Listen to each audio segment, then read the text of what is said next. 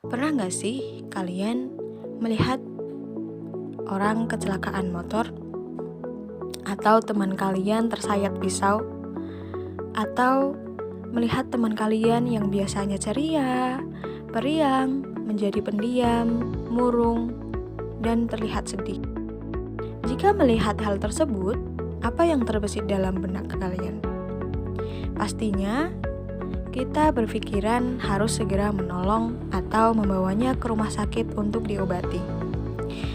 Nah, apakah Anda tahu kejadian krisis tersebut tidak hanya menimbulkan luka pada fisik saja, melainkan juga menimbulkan luka pada psikis penyintas, seperti perasaan sedih, kecewa, takut, cemas, tertekan, stres, bahkan bisa menjadi pengalaman traumatis bagi penyintas. Lalu, apa yang bisa kita lakukan? PFA. Apa sih PFA itu? PFA atau biasa disebut Psychological First Aid atau bisa disebut juga sebagai pertolongan pertama psikologis. Menurut WHO tahun 2009, PFA merupakan serangkaian tindakan yang diberikan guna membantu menguatkan mental seseorang yang mengalami krisis. Sehingga dapat dikatakan bahwa Psychological First Aid atau PFA merupakan tindakan pertama yang dilakukan dalam durasi singkat kepada individu yang baru saja mengalami bencana krisis maupun keadaan darurat. PFA mempunyai 4 tujuan.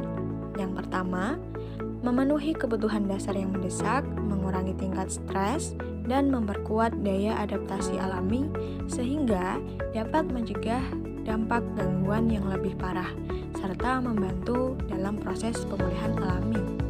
Yang kedua, mengurangi dampak negatif dari pengalaman traumatis.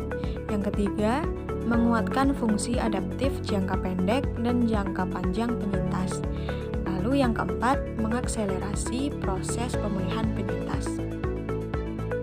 Lalu, kepada siapa sih PFA itu dilakukan atau diberikan?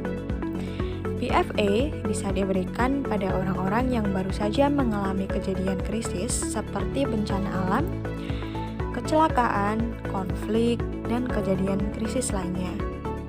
Lalu kapan PFA ini diberikan? PFA biasanya diberikan pada awal interaksi, biasanya sesegera mungkin pada saat kejadian krisis tersebut atau selang beberapa hari atau beberapa minggu atau beberapa waktu setelah kejadian krisis tersebut. Lalu, bagaimana cara memberikan PFA itu? PFA bisa dilakukan dengan 3 langkah, terdiri dari safety, function, dan action.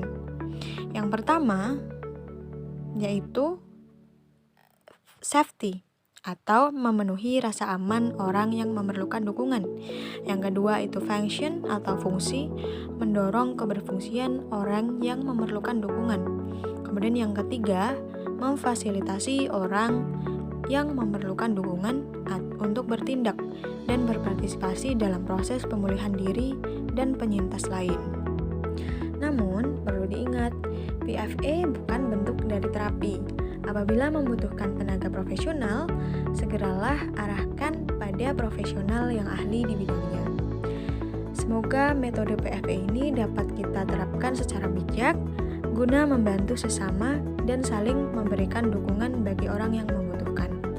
Stay safe, stay healthy, and stay happy. See you and thank you for attention.